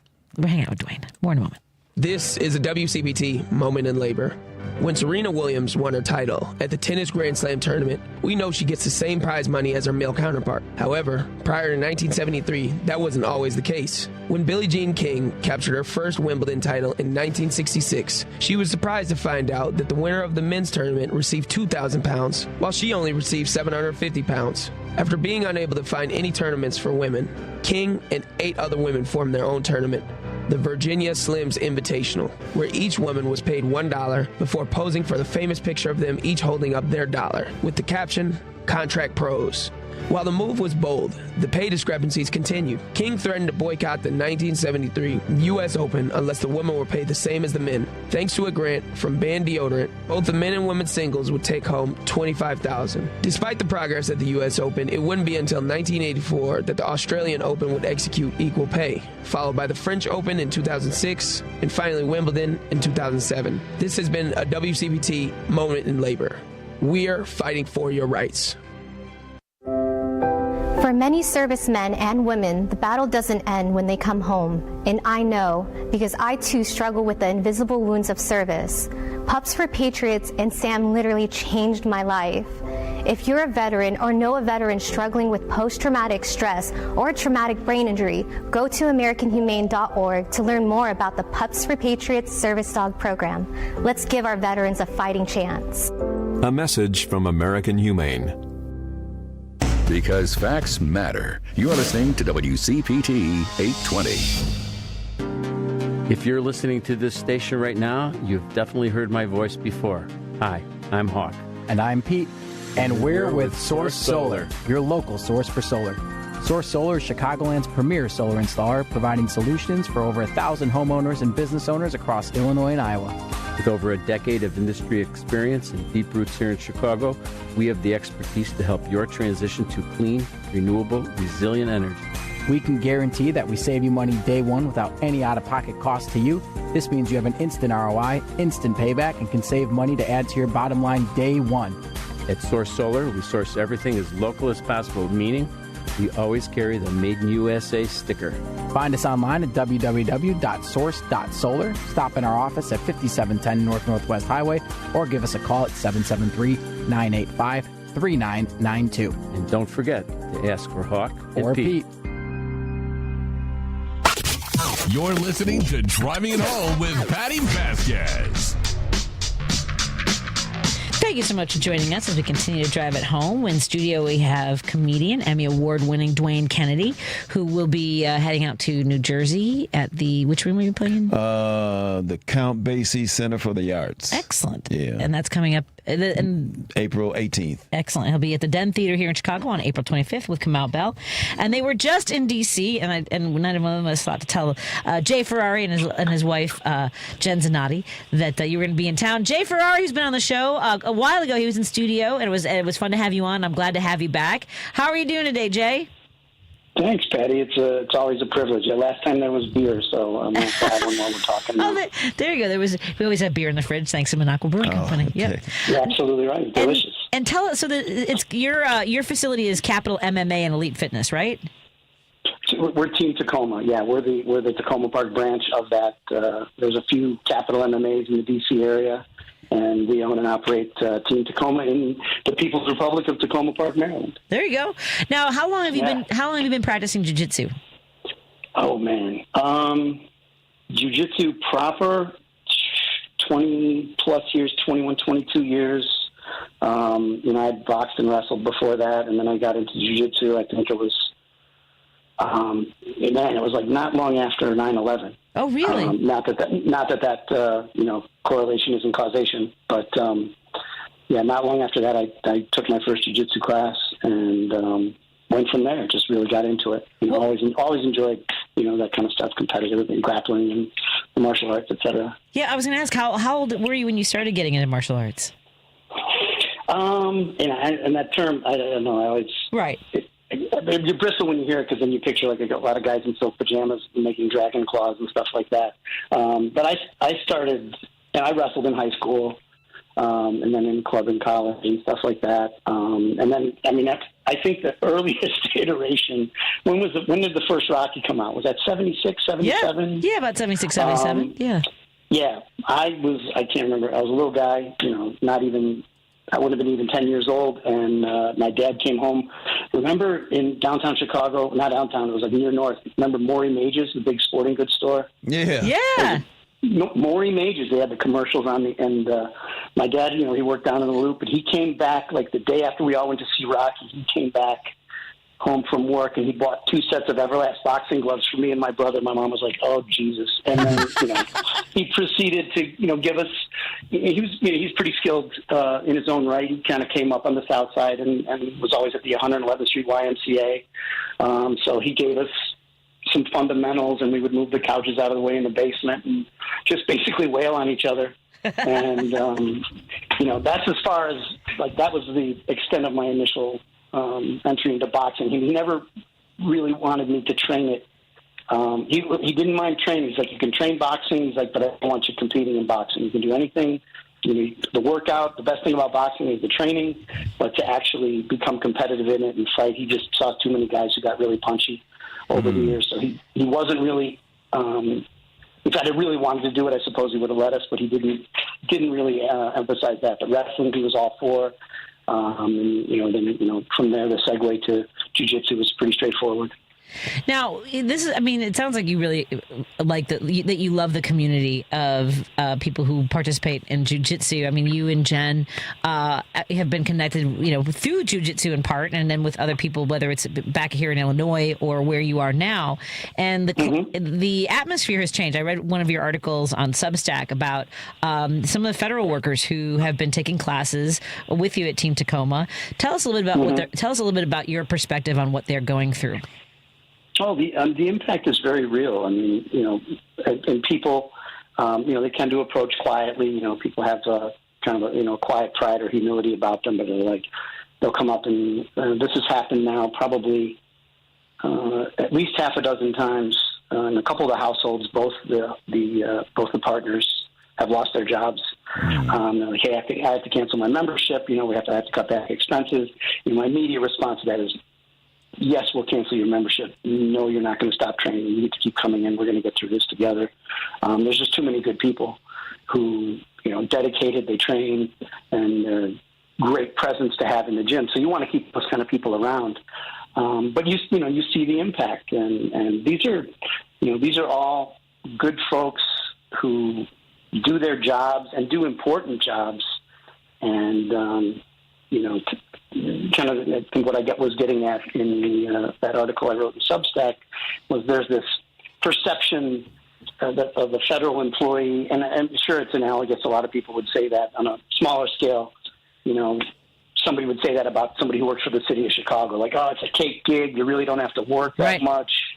Not the case at all. The people I know out here, they're all highly credentialed, very capable. They work really serious jobs that impact people's lives. I mean, I have a really good friend who's with USAID for years, and he was perpetually over in Africa setting up programs, education, and disease prevention, infrastructure. And I was having a conversation with him in the aftermath of this. He doesn't train at the gym, but he's just another friend of mine. Within the next 10 years, 1.5 million people are going to die of AIDS in Africa because of the funding cuts to the programs that fought that disease in Africa. And I'm not okay with that. I think anybody with a conscience, I'm fine with my tax dollars keeping people alive. And, so other people I know, they work at NIH and, like I said, USAID, Center for Disease Control. People were just walking into their offices, marching people out. One of my good friends who does train, he's pretty high up the food chain at NIH. And he shared an anecdote with me last week. There's a woman who runs a little breakfast cart in front of one of the office buildings over there. I think it's over in Bethesda, where the NIH headquarters is. And she's just one of these hardworking. That she's from Central America or South America, and people come up every morning and they get an egg sandwich from her and orange juice. She's got a nice little cart she sets up every morning, and my buddy walks up to her, checking in on her, and she just looks at him. Says, when's it going to stop? And he said, well, what do you mean? He's like, well, I'm seeing all these people being walked out by police, by law enforcement with boxes of their possessions from their office, and her business has absolutely taken a nosedive. I mean, the repercussions ripple through the community, and it's absolutely palpable. The people themselves who do these jobs are losing those jobs that affect people's lives. The people whose jobs are dependent on their presence, at those office locations and supporting industries around them. Those businesses are folding, restaurants and washes and things like that. So, it's very evident here in this area. Oh, I'm so sorry to hear that for folks. I mean, when you are experiencing that firsthand and seeing how it impacts people, it takes its toll. Jay, I have to run, but I want to thank you so much for your perspective, and I'd love to check in with you again. Tell folks about your Substack and where they can read your work. Oh, yes. I mean, it's called Tumere Cogitationes, which is a pompous Latin phrase for random thoughts. And you can just look up my name on Substack, and it's Ferrari, like the car. Jay Ferrari. And take it from there. And I'm privileged. Thank you so much for the time. I hope everybody's doing great. Yeah, well, we're hanging in there. I just ask people this. Are you hydrating? That's all I ask people now. Are you hydrating? Doing the best I can. Exactly. And then and your guest who's with you in studio, remind me of his name again? Dwayne Kennedy. Hopefully you guys get to meet when you and Jen are back in town.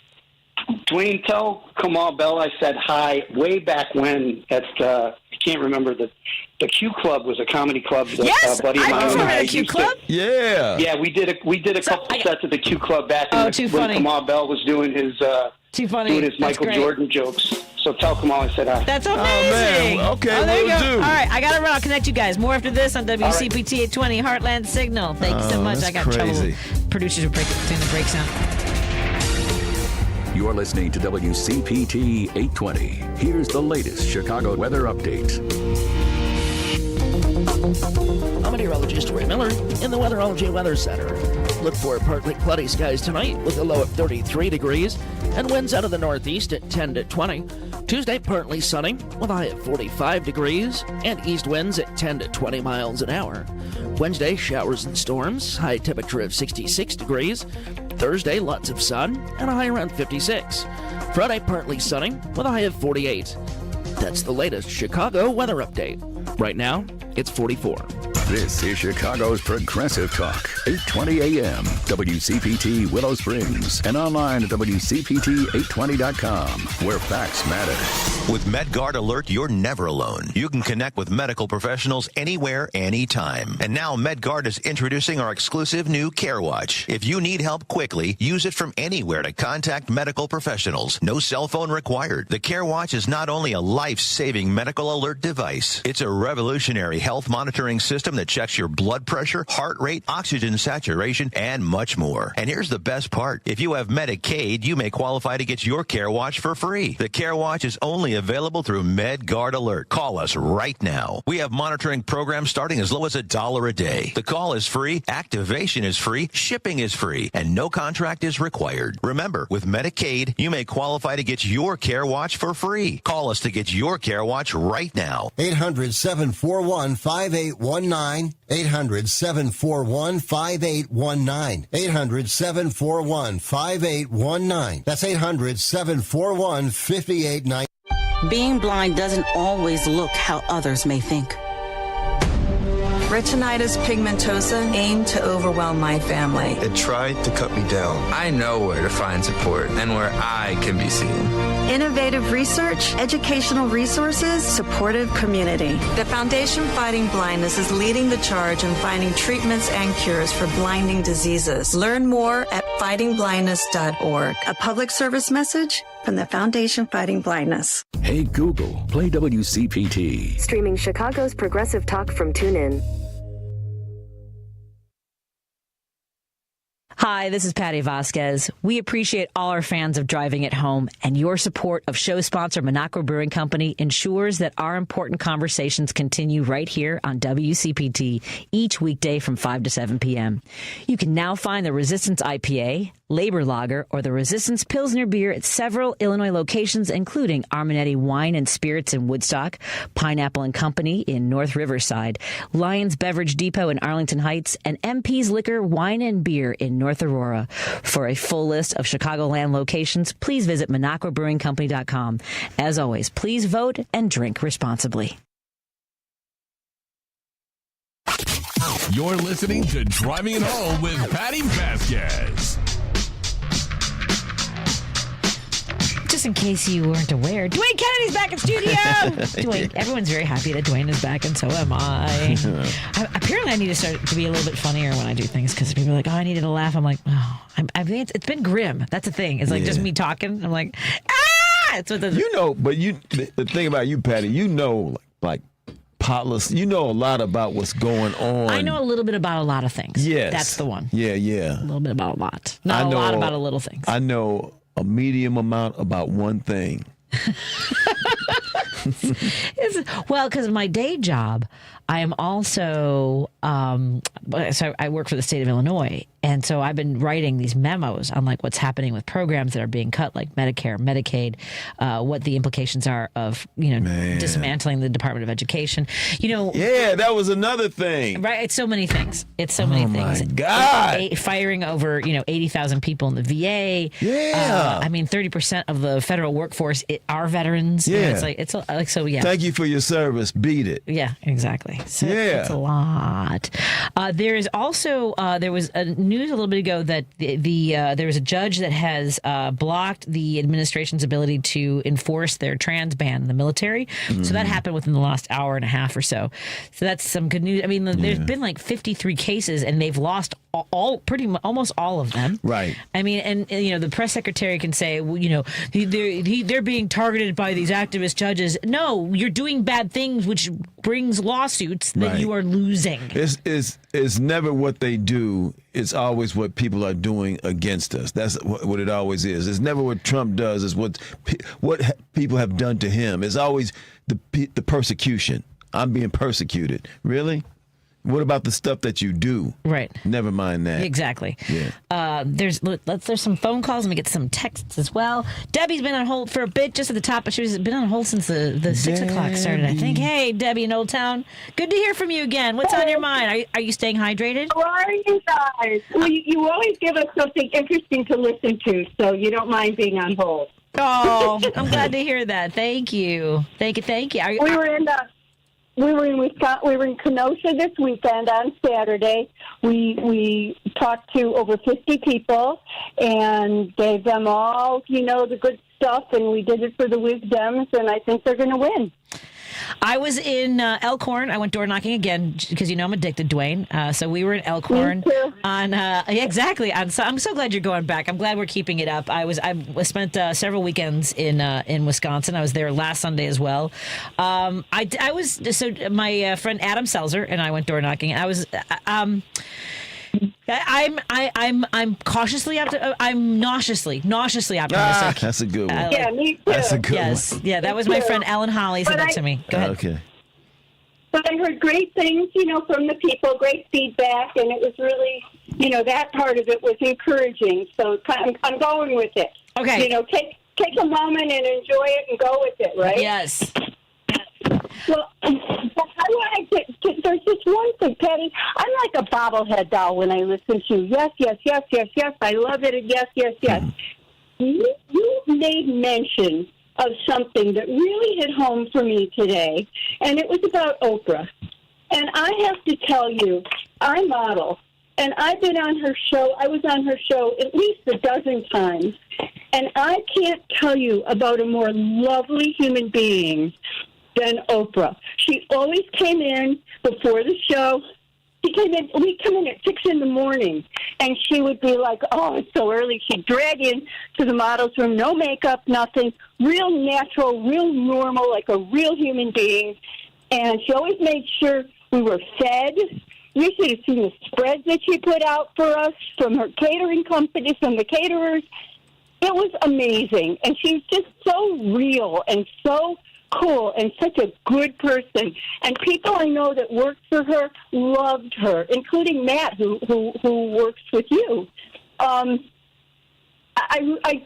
sorry, but I just took offense to that, and I don't know why. Not liking.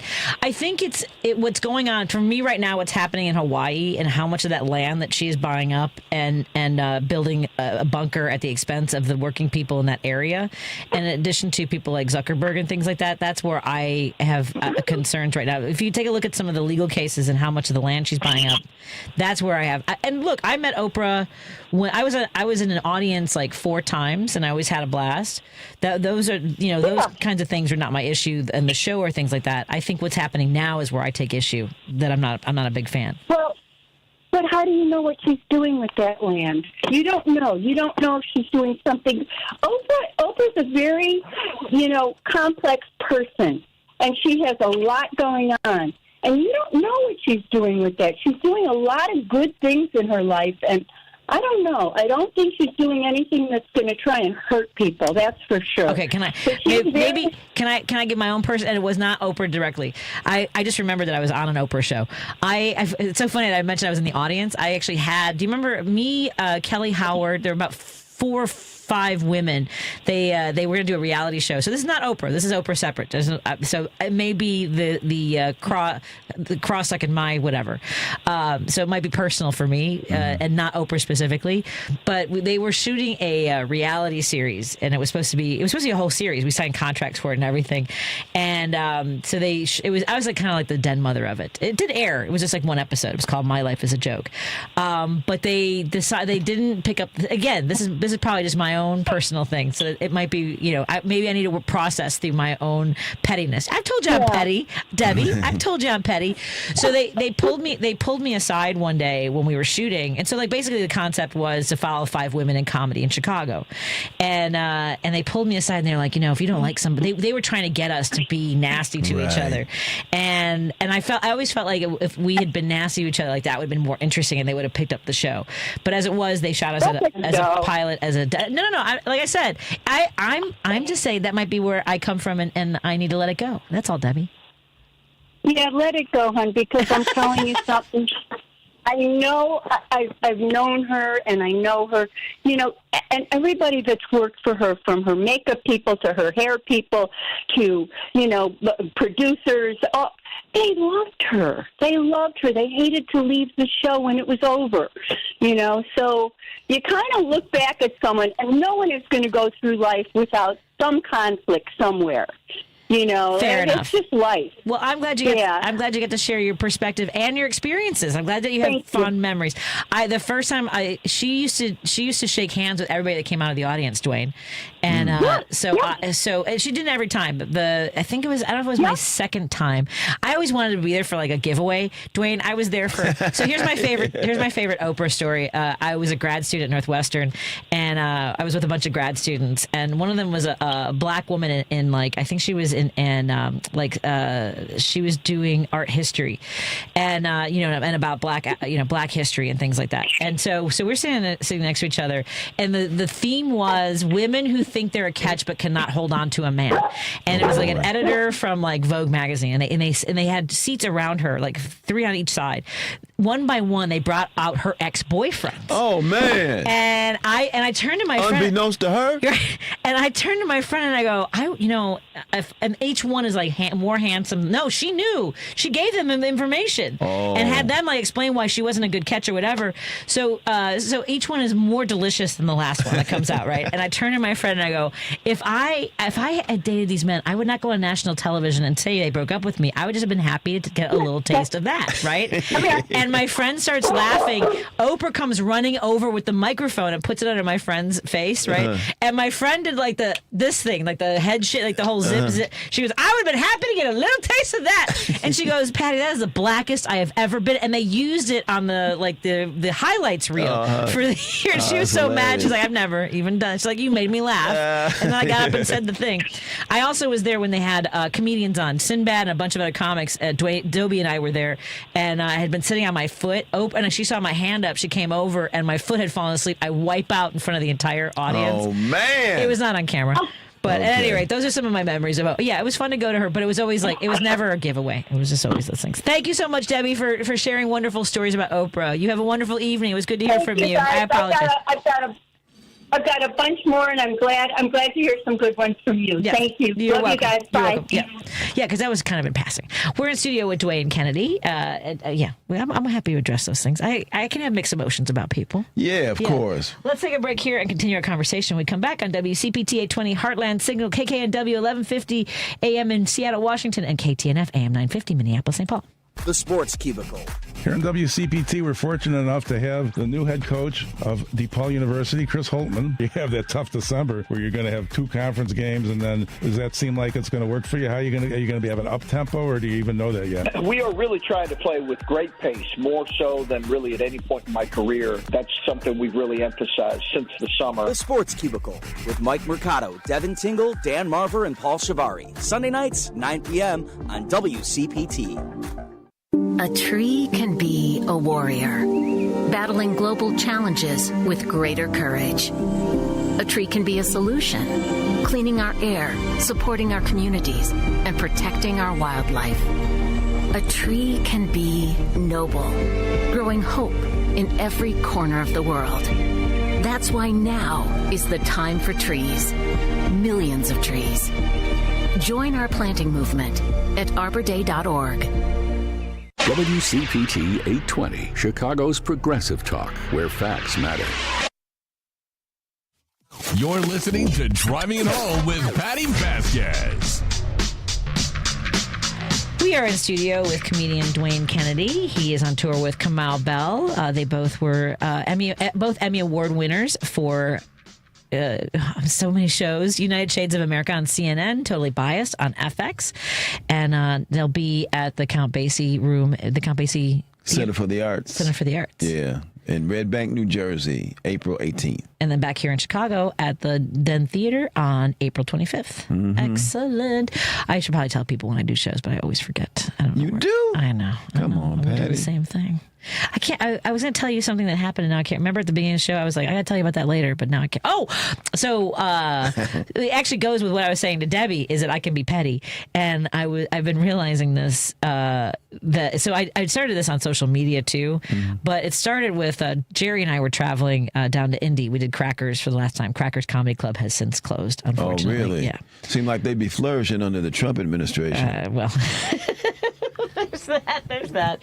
But we were. So I was telling him. I was talking about how I was trying to write material about how much I love horror movies. I like scary movies, ghost stories, and things like that. And I realized part of it, I kind of want to be a good ghost someday. Like I don't not like any. I don't want to rush that, but I don't want to be like a scary ghost that like get out, like say scary things and like write my name in blood or push people down the stairs. I want to get revenge on people who I really couldn't stand in life, but like in small ways. Like your socks will always be slightly damp, right? Like when you're about to fall asleep, you're just so comfortable, you're about to fall asleep, and all of a sudden you have to pee. That's me. Okay. Right? So it's just Petty Patty. Like instead of Casper the Friendly Ghost, I'd be Patty the Petty Ghost. Oh. All right. But then I realize I like holding people accountable. It's not being petty, like people are like you should let go of that stuff. No, I pretty much need people to be held accountable. I need people to pay the price for bad behavior, whether in this life or in your next life. Right. And here's the thing: I also realize that a lot of people, they may go too. But so I think that when people do things that annoy me, I also want to haunt them. Like people who don't slow down in school zones, they will forever, no matter how many times they try to get it fixed, will always have a hairline crack in their windshield. Okay. All right. Just little things like that. Yeah. Just little ghostly things. But I also, when I was thinking about that, I've been getting a lot of hate messages in my DMs, whether it's because of the show or things we put on Facebook, more than before. We've got over 9,000 followers now. We were at 5,000 before the inauguration, and with new fans and people who found us, we also have a lot of hate. Right. So now what I do is if someone slides into my DMs and calls me a liberal whore or a stupid slut, I dedicate 25 doors knocking in Wisconsin in their name. And I say that, like, let's say, I don't know, Adam Phillips asked me to come to your door, and and says that he really supports women who need abortion care or the rights of anyone who wants to express themselves. Yeah, so I dedicate. All right, I've been having fun with that. Yeah, it's Petty Patty. Yeah, all right. So that's what I've been working on. It fits my character. I don't let things go. No. I think you and I have a little bit of that streak where we don't let things go. Well, I do and I don't. There's some stuff I let go. Yeah, I remember things, but there's a lot that I forget. Okay. Just because it would drive me nuts. Right. Nuttier. Right. Yeah. I feel the same way. Yeah. I think I just, because it does more harm to me, I believe, to some degree. Sometimes people do things and I have images of, doing harm to them, but that is very, very, very rare. And I never do anything, Right, in retaliation. Yeah. Yeah. Yeah. I demand accountability. For me, for the most part, I do my best. And that's why I think I needed to write the book, right? And some things I had to be careful with legally as to what, I have receipts for a lot of things, like a lot that happen, whether it's previous employers, people will text you things that they don't realize I have kept a lot of screenshots for the trial that I have in my head. Ladies and gentlemen of the jury, let me show you this screenshot. But I also intend to use this for the book. At any rate, someone wrote, yes, use Petty for the good. Yes, exactly. I appreciate that. Larry in Wheeling, so a lot of folks are going to, they're protesting at Tesla dealerships and things like that. Right. And he's very mad. He's, why would you want to hurt this car? Why? He said that empathy was toxic, that we should not be empathetic. Oh, yeah. And then he wants people to feel bad for him because of this. And then, then folks are saying, you believe in I don't support destroying property. No, I don't either. I think protests are fine. Although in France and now in Rome, apparently Tesla auto dealerships have burned. Oh, they burned some, to the ground. Yeah. So, it's not who you think it is. It's like people around we have no friends anymore except for like Russia. Right. And Russia's not a friend. Russia's just his friend. Right. No, that's what Trump thinks. Right. And he says he's mad at him, which I think is just for show. That's for show. Yeah. And then even if it better be for show, because if it's legit, he's gonna wind up out of a window. I mean, you're not wrong. Yeah. So they're gonna get his mind right. I'm just saying. Yeah. Well, that's what I don't understand. Folks who are so I spent my entire childhood getting ready for a nuclear blast because of you know Russia. what? Don't forget those. However you were getting preparing, Patty. Don't lose those lessons, because that might be coming back around. I mean, And then you're talking about What are you talking about? We might have to take Greenland by force. Right? What are you talking about? It's 59,000 people. Yeah, and we're making Canada the 51st. What are you talking about? And now, hypothetically, if you were to take Greenland by force or attempted that, they're in NATO. Right. Or Canada's in NATO. Mm-hmm. So now the NATO alliances would be at war with the United States, its own member nation. So now you started a world war. Mm-hmm. For what? For what? Well, because you're a maniac. Because of the minerals that they now apparently climate change is real because as the Arctic caps are melting and exposes some of the land that they want to drill for. Right. And then, so the United States is in a world war with its own members of NATO. So then he will say, you know what, we need help. Now we have to enlist Russia as an ally to fight these. Because he would shape it as if the countries were just attacking us unprovoked. Right. Unbelievable. Yeah. I haven't even had a chance to talk to you about Signalgate, about whiskey leaks. Yeah. Oh, my God. Yeah. What in the freaking frack? Well, I mean, when you get all the worst people to work for you, with you. I mean, yeah. And there's but the incompetence is so glaring. It's if it weren't so unfunny, it'd be funny. Right. Because they are comically inept. Right. But these folks are still all in. All in. And Trump's all in. I'm not firing anybody. Right. But her emails. Yeah. Oh, boy. So it's not been 100 days yet, right? I don't know. It feels like 100 years. It feels like 100 years. It's so much. And he's dismantling the country at Putin's behest. Well, and with someone just texted for Tsar Putin and glorious mother Russia. Right. Yeah, I mean, here's the thing. There all these folks on my timeline, because now since I have conservatives chiming in on my page, please follow the Patti Vasquez show page and please help me balance that out a little bit if you don't mind. Yeah. The Patti Vasquez show page on Facebook and subscribe to Chicago Girl on Substack. I'll be releasing a new chapter tomorrow about my dad. But everyone's saying, oh, he saved us, $15 billion, $115 billion. And there's with no proof. And they're like, oh, all this fraud. Where's the charging documents? Well, it takes time. They say he's going to be out by May. So he says that he has like a limited contract and he's going to be out of there. Oh, Musk? Yeah. Who knows, man? They lie so much about everything. Yeah. Well, tomorrow's a big deal. Tomorrow in Wisconsin, folks, if you live in Wisconsin or know someone who lives in Wisconsin, please remind them to vote. I hope that Debbie's right. She said she was feeling good about door knocking in Wisconsin. I had mixed results. I had one woman who says that she said that she was the only legal citizen in her house and still wasn't sure if she could vote for Susan Crawford for the Supreme Court of Wisconsin. And I was like, and she's like, I don't really follow the news very much. Okay. Always that refrain. Well, like somebody said, you get the government you deserve. Yeah, but we don't all deserve this. We don't all deserve it. This is the worst group project ever. Ever. Yeah. Yeah. I'd like to say I'm going to Canada, but then we might, Canada, oh boy. I know. I'm still looking at Ireland and Russia. And did I say Russia? Mexico. I meant Mexico and Ireland. Are you for real?